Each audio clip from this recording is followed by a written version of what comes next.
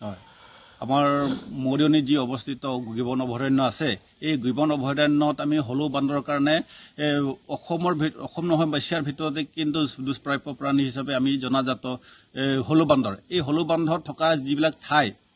মৰিয়নি যিটো গিবন অভয়াৰণ্য এই গিবন অভয়াৰণ্যত আমি এতিয়া গম পাইছোঁ যে অসম চৰকাৰে বেদান্ত নামৰ কোম্পানীক এতিয়া মানে তেলৰ কাৰণে খনন কাৰ্য কৰিবৰ কাৰণে তেখেতসকলে যুঁজা চলাই আছে গতিকে আমি মানে চৰকাৰক আমি সকীয়াই দিছোঁ যিহেতু আপোনালোকে এই আমাৰ যি জীৱ জন্তু যিবিলাক আমাৰ চৰকাৰী জীৱ জন্তুবিলাক আছে এই জীৱ জন্তুবিলাক আমি সংৰক্ষণ কৰি ৰাখিব লাগে আৰু আমি আপোনালোকে যি ধৰণে আমি এটা সিদ্ধান্ত লৈছে যে মানে খনন কাৰ্য কৰি গোটেই বন ধ্বংস কৰি পেলাই জীৱ জন্তুক আপোনালোকে অনিষ্ট কৰাৰ কাৰণে যি চিন্তা চৰ্চা কৰিছে আমি কিন্তু কোনো কাৰণতে মানি নলওঁ গতিকে চৰকাৰক আমি সকীয়াই দিছোঁ এই যে আমি কোনো কাৰণতে আমি গিবন অভয়াৰণ্যটো ধ্বংস কৰিবৰ কাৰণে আমি নিদিওঁ পৃথিৱী বিখ্যাত যি গিবন এই গিবনৰ কাৰণে গিবন বান্দৰৰ কাৰণে বিখ্যাত যি গিবন অভয়াৰণ্য এই গিবন অভয়াৰণ্যত যিহেতু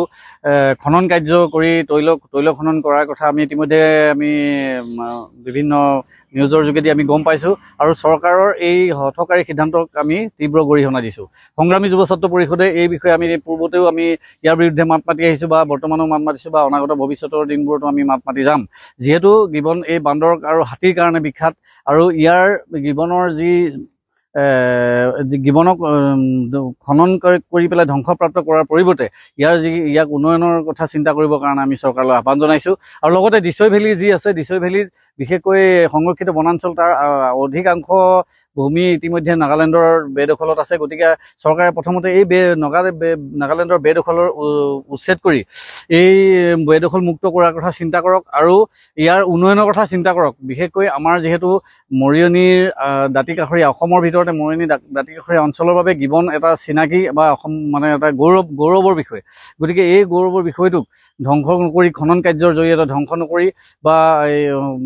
বহিৰাগত কোম্পানীক দি ইয়াত লুটপাট কৰাৰ পৰিৱৰ্তে এইটো উন্নয়নৰ কথা চিন্তা কৰক ডেভেলপমেণ্টৰ কথা চিন্তা কৰক যাতে আমাৰ এই যি হাতী আৰু বান্দৰৰ কাৰণে যি নাম আছে সেই নামটো যাতে অক্ষুণ্ণ থাকে সেইটো আমি সংগ্ৰামী যুৱ ছাত্ৰ পৰিষদে আমি চৰকাৰৰ সিদ্ধান্তক আমি পৰিহাৰ কৰিবৰ কাৰণে দাবী জনাইছোঁ যিকোনো খবৰৰ বাবে যোগাযোগ কৰক 7000173330 অথবা 7099017990 নম্বৰত